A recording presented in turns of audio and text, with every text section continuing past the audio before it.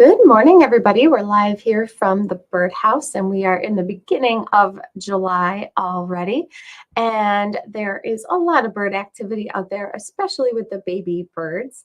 And as always, we love to know what kind of things you're seeing. If you've got any kind of sightings, you can put those in the comments. If you have any questions, you can put those in there too, or you can just say hello and how's it going in those comments as well. But we will get started here. We've got some photos to share that you guys have sent in.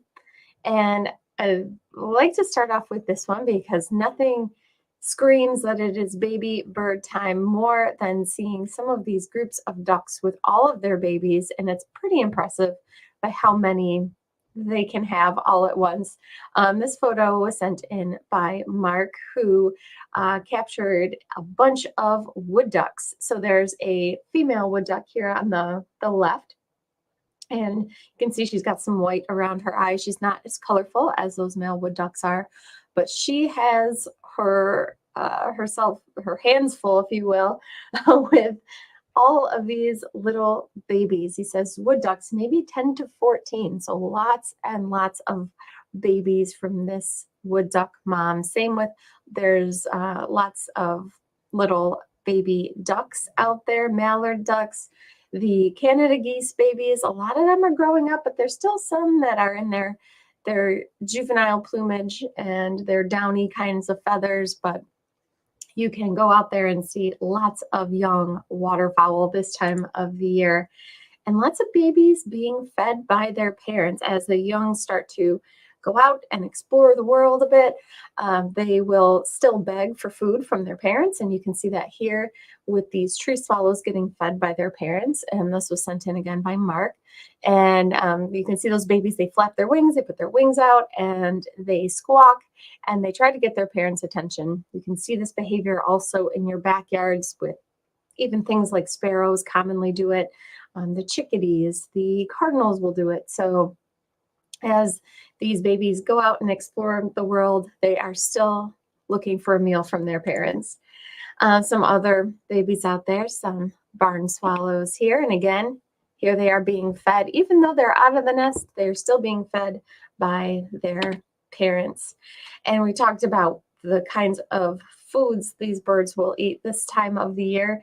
Of course, they'll still eat seeds, they'll eat suet, they'll eat all of the things that you're putting out in your feeders, but they will also eat a lot of insect material, like this white-breasted nuthatch, who has a nice caterpillar in its beak. They eat lots of insects, especially soft-bodied insects. A lot of the times, especially the young birds aren't able to as easily digest hard-bodied insects like a beetle, for example, but things like caterpillars are really easy for them to digest, and the parents will feed them lots of this type of food. So one thing that you can do in order to provide more of that in your backyard, if you're looking for something to supplement the seed or the other food that you might have out there right now, is put out mealworms. We have the live mealworms, and we also have freeze-dried mealworms.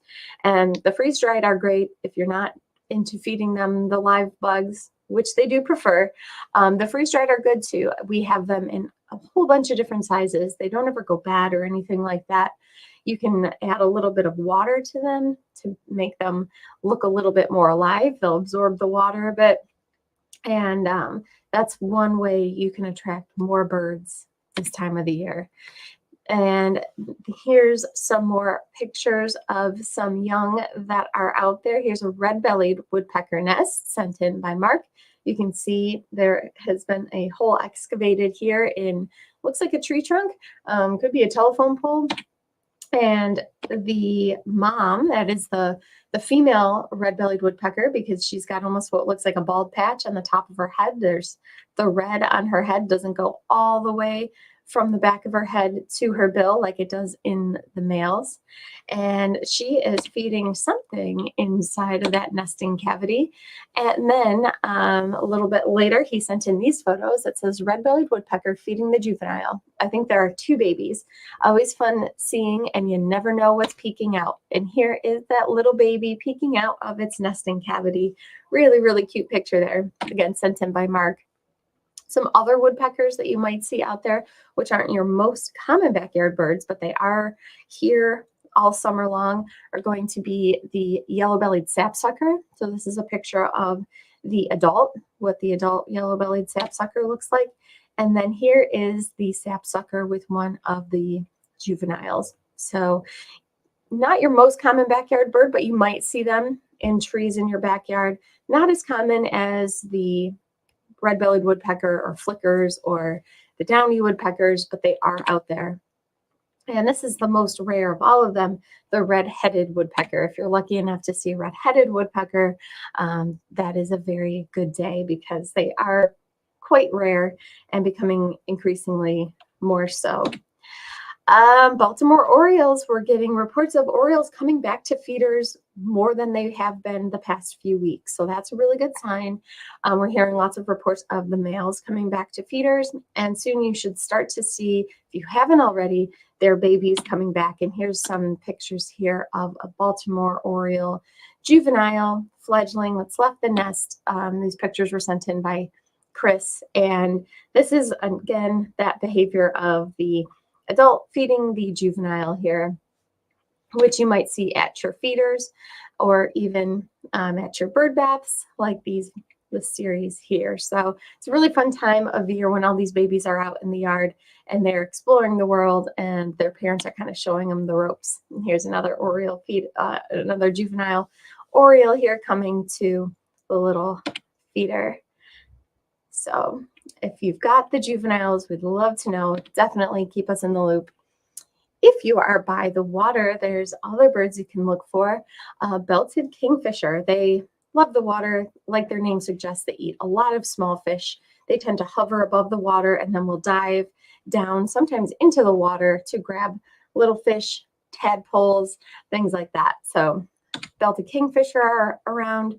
We talk a lot about great blue heron. If you go to any body of water this time of the year, you're likely to see a big great blue heron, but then there's other types of herons around also, like this green heron. And this is a really fun shot sent in by Mark, who says, green heron walking over the old barges at the Widewater Canal Lock 32. Really cool capture there of that green heron kind of spanning the barge there. And I love this photo. This is a more nocturnal heron, but we do have them around here, called the black-crowned night heron. Looks like this wasn't captured at night unless there's a good filter on the camera. Can't really tell, but a lovely photo here of a black-crowned night heron, another type of heron that we have around here, and becoming increasingly more common around here, the great egret. So we historically see these more often in the fall when they're migrating back down south. But if you go to Montezuma especially, you might see some great egrets. If you see a big white bird that looks like a big white heron, that's going to be the great egret. So that is what I have prepared for you guys today. Just a little update of some of the different birds you can see around here. If you are outside this 4th of July weekend, make sure to keep your camera close by and send in any pictures of neat birds or butterflies or any kind of fun critters you see outside. We would love to share them with our audience. And until Saturday, we will be back Saturday with another broadcast. And until then, enjoy your week, and we'll talk to you soon. Bye-bye.